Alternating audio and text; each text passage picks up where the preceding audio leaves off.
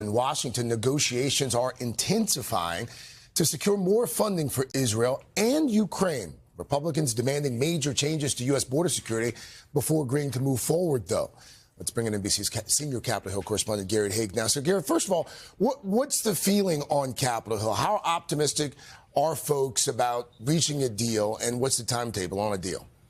Hey, Craig, good morning. Look, they're working at it. These negotiators were in all weekend long to see if they could come up even with a framework for the Senate to talk about when they come back this week. But so far, they're just not there. It's looking more and more likely that a major agreement, if it's reached, probably won't see any kind of vote until January. And the stakes here are incredibly high. $110 billion in aid for Ukraine and for Israel, along with other national security priorities. And all of it is really tied up in meeting this Republican demand for strict new immigration and border policies. Republicans believe this is a national security disaster that needs addressing right here on our doorstep. So the Senate negotiators are saying all the right things about making daily progress. But even with senators coming back today, they're really out of time already to get this done in December, Craig. So January at the earliest. What are some of the main sticking points in the talks, Garrett?